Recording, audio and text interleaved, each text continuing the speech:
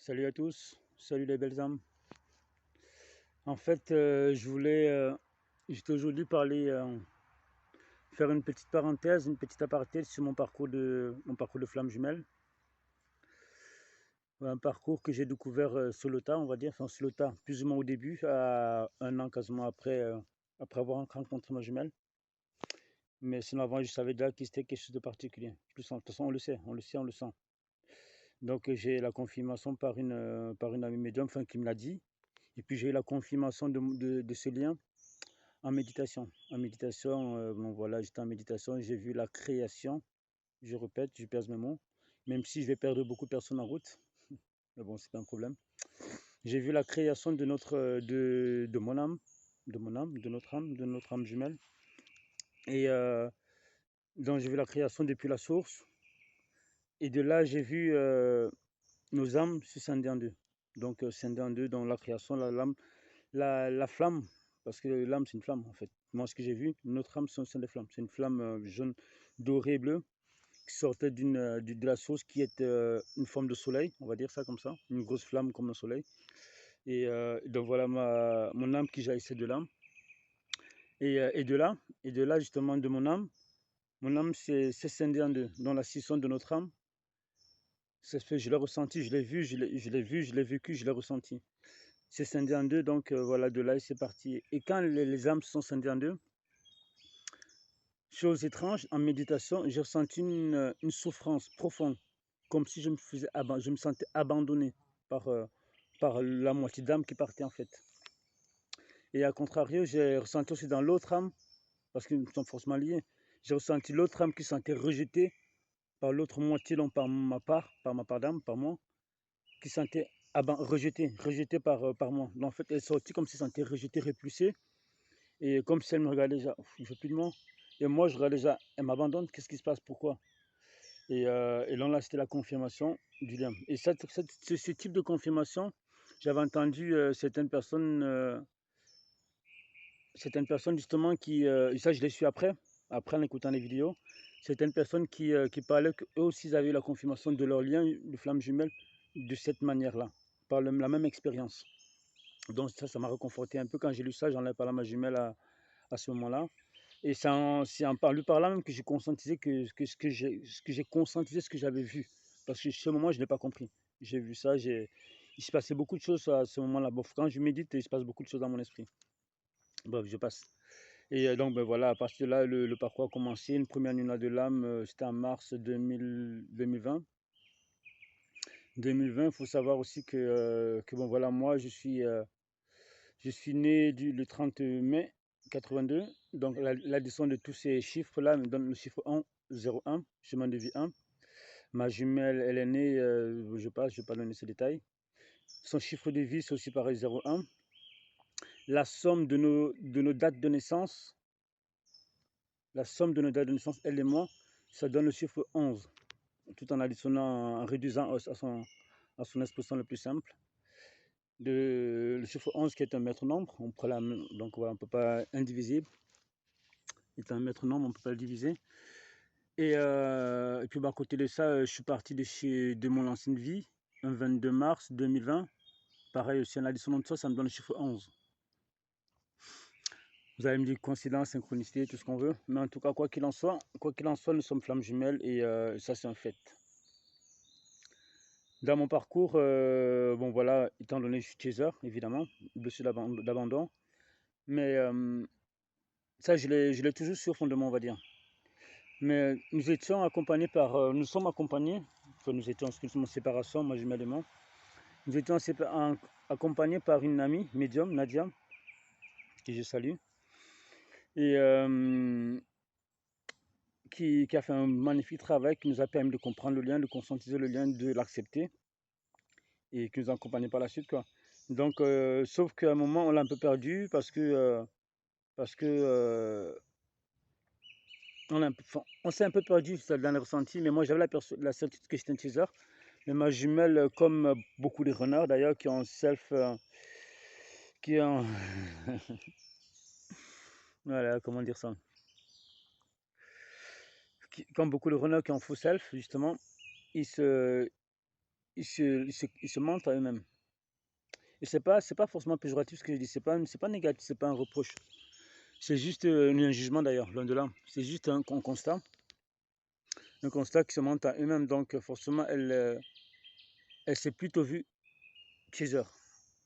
Donc elle essaie de m'en convaincre. Mon ami aussi Nadia,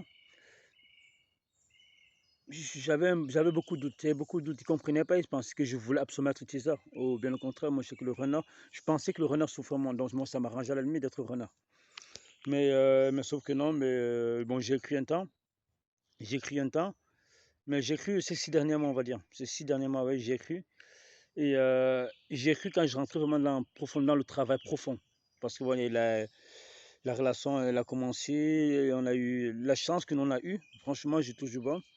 Je touche du bois. C'est qu'on a quand même vécu deux lunes de miel avec cette relation. Chez certains n'en vivent qu'une seule. Souvent compliqué. Pas très longue apparemment. Enfin, moi, en tout cas, moi, ma lune de miel a duré 2 3 mois. La deuxième. La première, quasiment autant. Même si c'était entrecoupé de la première, bon, c'était une relation parce que j'étais encore en couple. J'étais encore en couple. Donc on avait commencé à flirter comme cela.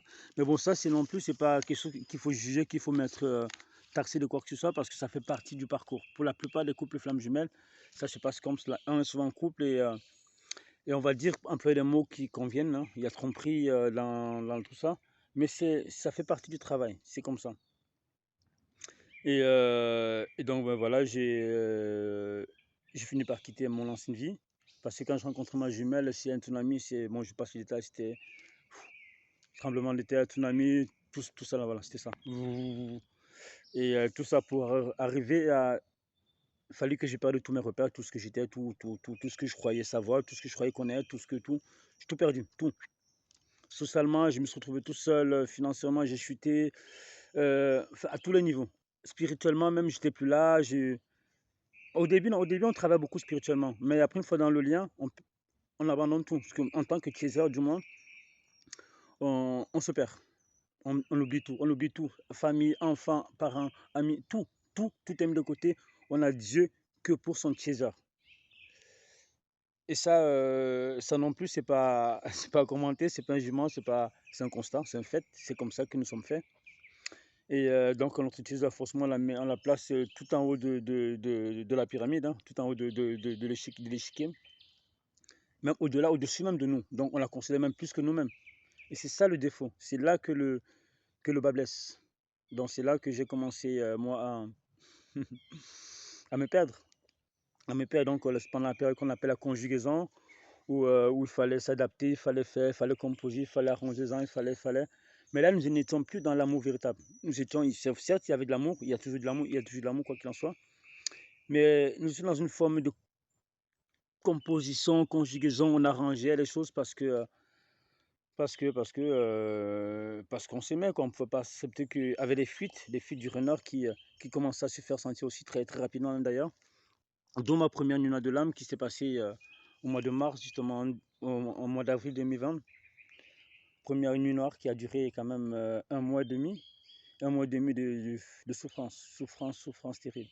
C'est-à-dire pendant cette souffrance-là, qui évidemment, qui est peut-être causée par l'autre, mais qui n'est pas responsable de cette souffrance. Ça, c'est une nuance très importante. Elle revêt du moins des blessures à moi. Donc, en gros, elle a revêt ma blessure originale, ma blessure d'abandon. Donc, première séparation, bon, on s'est séparés avant que je quitte mon. Parce qu'il faut rappeler que, comme j'étais en couple, ma jumelle, elle ne voulait pas de cette relation-là, de tromperie, de tout ceci, tout cela. Soit, donc voilà, j'ai dû. L'univers m'a poussé à prendre ces décisions que je tardais à prendre depuis un moment. J'ai pris ces décisions, je suis parti de chez moi et ma jumelle, entre-temps, s'était retrouvée avec une énergie tierce, en couple avec une personne. Et dans ma blessure d'abandon, voilà, je me sens abandonné. Le rejet aussi qui rentre en compte, blessure de rejet, qui n'est pas forcément ma première grande blessure, mais je l'ai aussi évidemment. Et dans la souffrance, le travail, commencer à le comprendre. Heureusement, mon amie Nadia Merabé était là, donc elle m'a beaucoup, beaucoup aidé, beaucoup orienté à comprendre, à trouver. Et c'est à cette époque-là que j'ai appris un peu, beaucoup même, sur les relations flammes jumelles, donc sur le comportement du chaser, du runner, même si j'entendais ce que je voulais entendre. Parce qu'on n'entend jamais tout au début. Il y a trop d'informations, trop. D'autant plus qu'on voit avec ce qu'on vit, les concordances dans notre vie et tout plein de choses en fait. Et du coup, on comprend son travail sur son enfant intérieur et là, on revisite un peu toute sa vie, tous ces schémas, tout ce qui nous a constitué, construit, les souffrances qu'on a vécues, les blessures, les abandons, les humiliations, les trahisons, enfin tout ce qu'on a vécu repasse en revue. Surtout, on repart beaucoup dans son enfant, dans l'enfance, l'enfant intérieur. Première chose à guérir. Et là, je commence à travailler sur mon enfant intérieur que j'ai pensé avoir guéri. Je pense avoir guéri, du coup, ça s'est fait. Ma nuit noire, c'est passé, et puis on s'est remis ensemble, on s'est retrouvés ensemble très rapidement aussi, au mois de mai 2020. Au mois de mai 2020, ouais, 4-4. Donc au mois de mai 2020, ouais, c'est ça. On s'est retrouvés ensemble et c'était beau, c'était magique, c'était waouh.